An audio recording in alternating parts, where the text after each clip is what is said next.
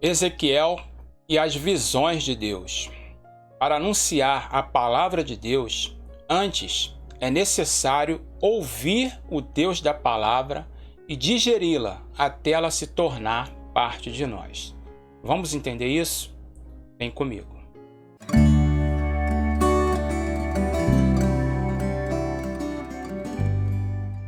A paz do Senhor, sejam bem-vindos a mais um vídeo aqui no canal Teologia Homem, a Bíblia em Lições. Hoje nós vamos iniciar um novo estudo. Vamos aprender juntos sobre o profeta Ezequiel. Nesta aula nós vamos aprender sobre, na parte introdutória, gênero literário apocalíptico, tá? De forma bem resumida, porque esse é um assunto muito extenso. Na parte 1, nós vamos ver a visão da glória do Senhor. Na parte 2, nós vamos ver o chamado de Ezequiel. Na parte 3, a mensagem do profeta. E na parte 4, a relevância de Ezequiel para hoje. Antes, eu te convido a se inscrever no canal, a deixar o seu like, acionar o sininho e compartilhar com outras pessoas. Não se esqueça de visitar as nossas redes sociais aqui ao lado. Lá eu posto alguns assuntos assim diferenciados. E se você quiser se aprofundar mais no estudo da Palavra de Deus, eu vou deixar aqui embaixo na descrição um link oficial do curso Interpretação Bíblica de Gênesis e Apocalipse, bem como um link do vídeo que eu gravei falando a respeito desse curso. Esse é um curso muito interessante que vai trazer crescimento espiritual para a sua vida. Não deixe de acessar para conhecer, ok? Vamos à aula. Ezequiel e as visões de Deus. Eu te convido agora a abrir a palavra de Deus lá no livro de Ezequiel, capítulo de número 1, verso de número 1. Se você não tem uma Bíblia perto de você, acompanha comigo aqui no slide que eu vou estar lendo. No versículo de número 1 está escrito assim: Aconteceu no 30º ano, no 5º dia do 4º mês, estando eu no meio dos exilados, junto ao rio Quebar, se abriram os céus e eu tive visões de Deus. Vamos orar? Meu Deus e meu Pai Celestial, em nome de Jesus, mais uma vez, gostaria de te agradecer por mais uma oportunidade, mais uma aula, o início de uma revista que nós estamos iniciando, ó Pai, que o Senhor possa nos abençoar, ficar conosco durante esse período. Deus, que o Senhor possa ungir os meus lábios para que eu venha falar aquilo que está no teu coração. Abençoa cada vida, Pai, onde essa mensagem vai chegar. Desde já eu quero te agradecer por tudo, em nome de Jesus. Amém?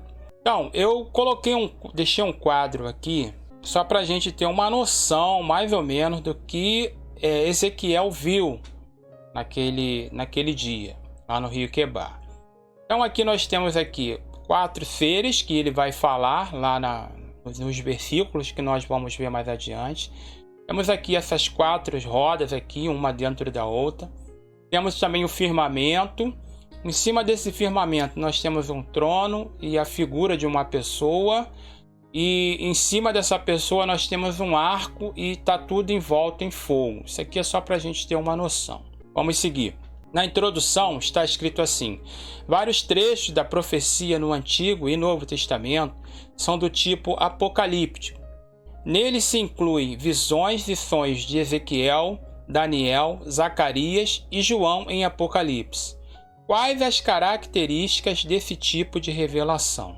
Bom, nós vamos ver aqui um breve resumo sobre o gênero literário apocalíptico. Esse gênero literário aparece tanto no Antigo Testamento quanto no Novo Testamento. E dentre os livros do Antigo Testamento, nós encontramos os canônicos e os não canônicos. E o que significa isso? Bom, os livros canônicos é aquilo que está de acordo com os cânones, ou seja, com as normas estabelecidas ou convencionadas. Houve uma convenção da igreja lá pelo 4º século, mais ou menos, onde foram estabelecidos os livros canônicos e não canônicos. Isso é um outro estudo muito abrangente, por sinal, e nós veremos somente um resumo desses livros. No Antigo Testamento, os livros que contêm este gênero apocalíptico são Ezequiel e Daniel. Os não canônicos do Antigo Testamento, ou seja, aqueles que estão fora desses acordos, são o livro de Enoque, a Assunção de Moisés, os Segredos de Enoque e o livro de Baruque. Agora, os livros canônicos do Novo Testamento é o Apocalipse, ok? Os não canônicos do Novo Testamento são Quarto Esdras, o Pastor de Hermas, o Apócrifo de João, o Apocalipse de Pedro, o Apocalipse de Paulo, o Apocalipse de Tomé e o Apocalipse de Estevão. Característica da literatura apocalíptica. Irei citar somente algumas de forma bem resumida. Vamos ver. Bom, a primeira característica são os símbolos. Uma das principais características do gênero apocalíptico é o uso de símbolos. São criados e elaborados um sistema de símbolos escondidos e ocultos com figuras de linguagem próprias para expressar ideias espirituais. Os escritores e os leitores da leitura apocalíptica geralmente vivem num ambiente totalmente hostil.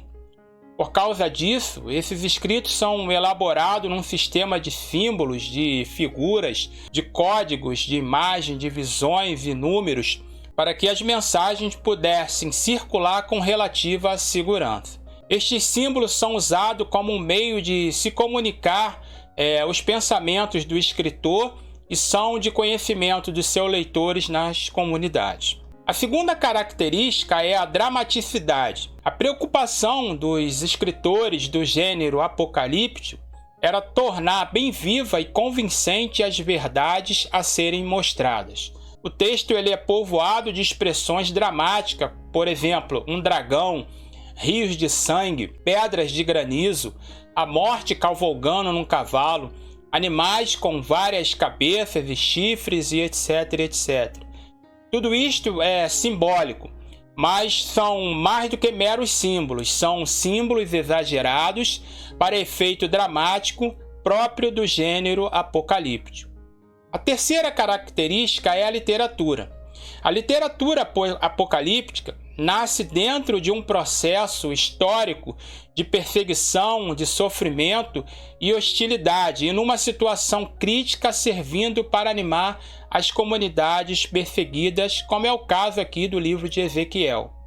A literatura apocalíptica pretende ser uma revelação divina, geralmente através de um intermediário celestial, a alguma pessoa proeminente na história passada da nação, na qual Deus promete vingar seu povo sofredor, destruir toda a impiedade e trazer paz duradoura. Qual a diferença entre profecia e texto apocalíptico? Bom, a diferença básica entre a profecia e o texto apocalíptico é que a profecia lidava com as obrigações éticas do período em que o profeta escreveu, ao passo que o texto apocalíptico se centralizava num tempo futuro, quando Deus iria intervir catastroficamente para julgar o mundo e estabelecer a justiça. Este curso que eu indico aqui no início dos vídeos, que é o curso Interpretação Bíblica de Gênesis e Apocalipse, ele tem 2 módulos que ensinam a ler e interpretar esses gêneros literários, bem como as suas simbologias. No módulo 4, onde se estuda lá os princípios históricos de interpretação, existe um item nesse módulo que fala sobre os símbolos da Bíblia. No módulo 6 fala sobre os gêneros literários. Lá existe um módulo onde se aprende a ler e interpretar Apocalipse, os profetas, Salmos, etc, etc. Clica lá depois no link aqui embaixo na descrição para conferir, ok? Bom, visto isto, nós vamos estudar agora a parte 1 dessa lição, que vai tratar sobre a visão da glória do Senhor.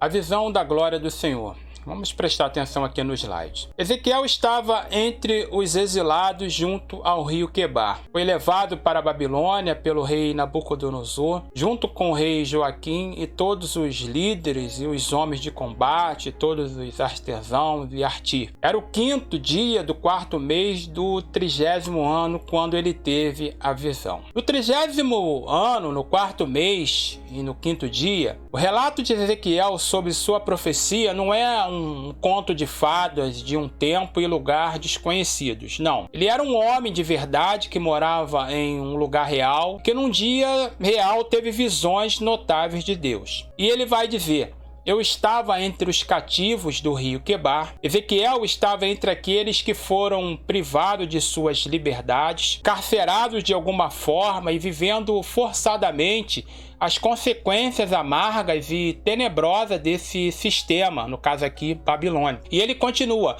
os céus foram abertos, ou seja, havia um poder, uma autoridade soberana, suprema e divina pela qual isso foi feito. E ele vai continuar: e eu tive visões de Deus. O fato mais surpreendente no início da nossa leitura é que, para um homem que estava subsistindo no exílio, longe de sua casa, da sua pátria, do templo, vivendo no momento em que a perspectiva nacional era das mais sombrias e contrária, Deus concedeu revelações de si mesmo numa linguagem misteriosa, enigmática e totalmente transcendental. E Ezequiel começou a enumerar alguns elementos simbólicos dessas visões.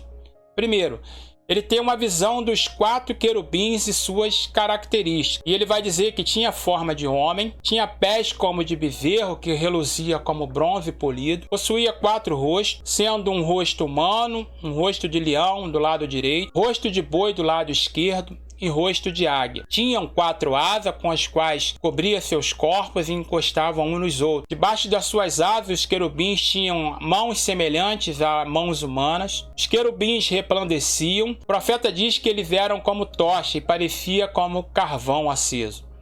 Tendo em consideração as passagens bíblicas que tratam dos querubins, é possível dizer que eles são seres protetores designados por Deus para guardar. Por exemplo, eles guardam a entrada do paraíso. Eles guardavam e observavam o propiciatório. E a Bíblia também diz que os querubins constituem a carruagem que Deus desce à terra. Você pode conferir lá em 2 Samuel. Outra função principal é revelar a majestade e a glória do Senhor e defender a santidade de Deus, que é ofendida pelo pecado.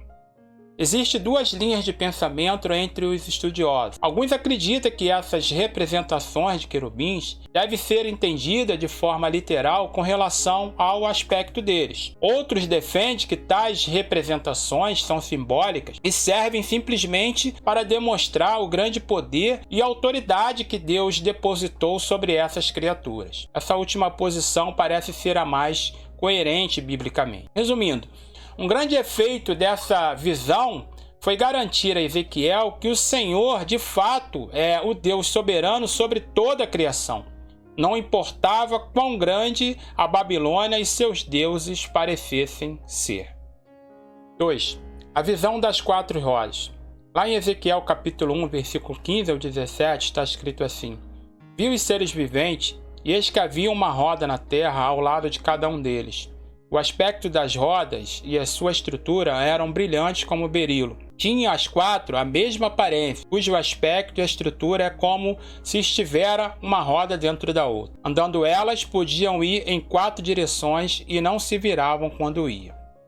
Não é fácil imaginar exatamente o que Ezequiel viu ou descreveu aqui. Provavelmente a ideia de uma grande carruagem de 4 rodas trazendo o trono de Deus. A impressão geral é de constante atividade e movimento, não apenas pelos próprios seres vivos, mas também pelo trono de Deus mencionado especificamente em Ezequiel 1:26. Ezequiel viu uma carruagem trazendo o trono de Deus, uma carruagem sobrenatural que dava o efeito de grande movimento e progresso irresistível. É claro que Deus não está sentado literalmente acima dos querubins, como se ele precisasse ser carregado por essas poderosas criaturas espirituais. Ele também não precisa andar num carro literal. O significado dessa visão é que os querubins apoiam a soberania de Deus e ele pode enviá-los para qualquer lugar do universo para fazer a sua vontade. Esses querubins, assim como todos os santos anjos de Deus, cumprem as decisões do Senhor como seus servos. Todos servem de maneira unida. Uma roda no meio de uma roda. Cada roda é composta por 2 rodas aparentemente em ângulo reto entre si. Isso é impossível na realidade, mas na visão a carruagem podia correr instantaneamente em qualquer direção sem se virar. Parece que as rodas e seu funcionamento poderia se mover em qualquer direção, mas não havia sensação de caos ou desordem em seus movimentos. As rodas simbolizavam a onipresença de Deus, enquanto os olhos nas bordas sugerem a onisciência de Deus, vendo e sabendo de tudo. A terceira visão é a da glória divina. Está escrito assim lá em Ezequiel 1, 26, 28. Por cima do firmamento que estava sobre a sua cabeça, havia algo semelhante ao trono, como uma safira. Sobre esta espécie de trono estava sentada uma figura semelhante ao homem. Via como metal brilhante, como fogo ao redor dela, desde os seus lombos daí para cima e desde os seus lombos daí para baixo. Via como um fogo e um resplendor ao redor dela. Como o aspecto do arco que aparece na nuvem em dia de chuva, assim era o resplendor em redor. Esta era a aparência da glória do Senhor. Vi isto, caí com o rosto em terra e ouvi a voz quem falava.